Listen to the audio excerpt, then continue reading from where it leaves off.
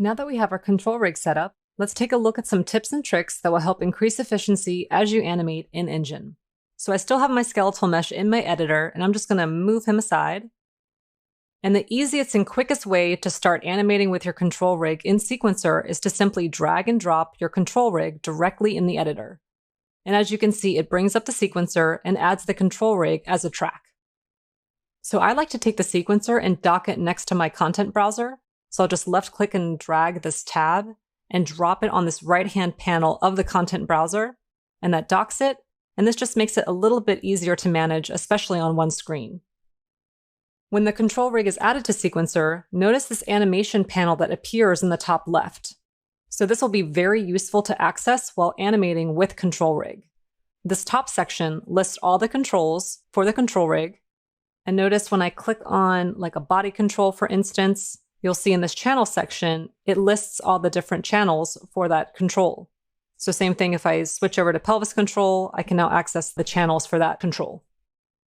In this bottom section, under animation, there are some additional features that are going to be very helpful. First is display hierarchy, so you can check this to visualize the skeleton. You can check display spaces to see the spaces of the hierarchy. You can hide the manipulators or show them. The display axes on selection and access scale, they are no longer relevant, so I'll just kind of skip over those. The coordinate system per widget mode remembers which space you are in as you select controllers. So to demonstrate what I mean, if I click on this spine control and hit F to kind of frame in on that control, I'm going to switch my transform tool so that I'm in world space. So I can either click on this icon here to switch between local and world space, or I can also choose to use the keyboard shortcut, which is the Control and tilde key. And that tilde key is to the left of the number 1 on your keyboard. So I'll make sure that my transform tool is in world space.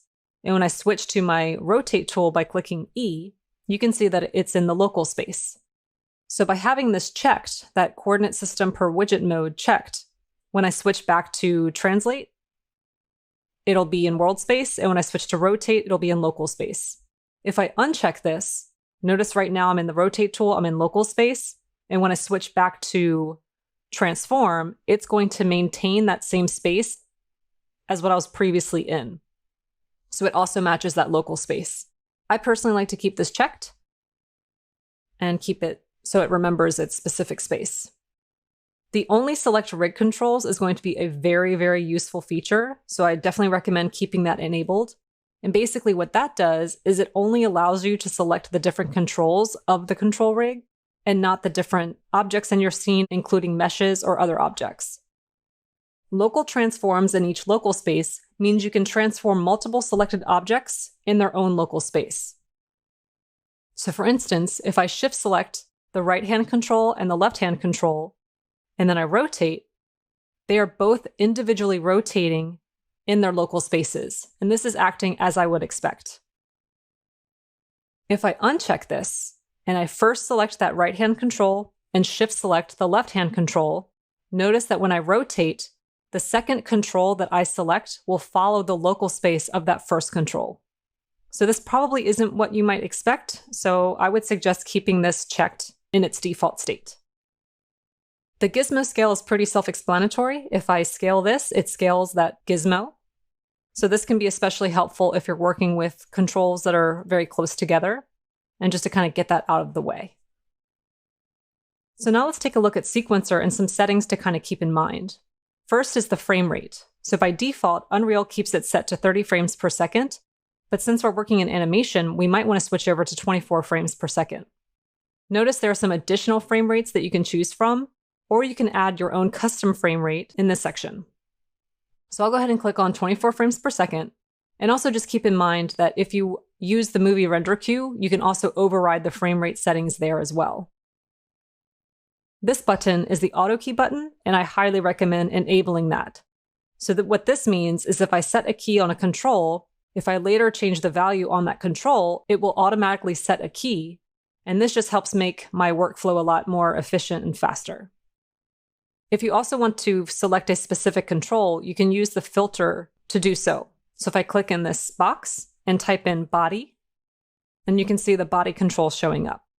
So same thing if I type in spine, you can see all the different spine controls that are available. I can click on the X to clear that out and see the full list again. But actually, that's something I want to mention as well. So notice if I click on the body control, it highlights it in the sequencer, but you also see all of the other controls as well. So if that feels a bit overwhelming, you can instead filter so that you only see the selected control in your sequencer.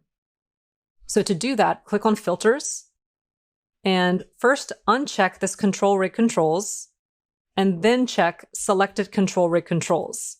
And this also might take a few seconds to actually work, but as soon as that works, you'll see that when I select the body control, that's the only control listed in my sequencer. So this might help tidy things up and make it look a little easier to look at. If you no longer want that, you can just click on Clear and you'll see that full list again. So I showed you the quick way to access Control Rig for animating in Sequencer just by dragging that Control Rig directly into the editor. But there is another way that you can access Control Rig on your skeletal mesh. So in this example, I'm just going to scroll to the top of my sequencer and collapse my Control Rig. I'll select my skeletal mesh. Actually, notice I can't select it right now, and that's because I still have this Only Select Rig Controls checked. So make sure you uncheck that, and that way you can select that mesh. And then click on that plus track and add this character to the sequencer.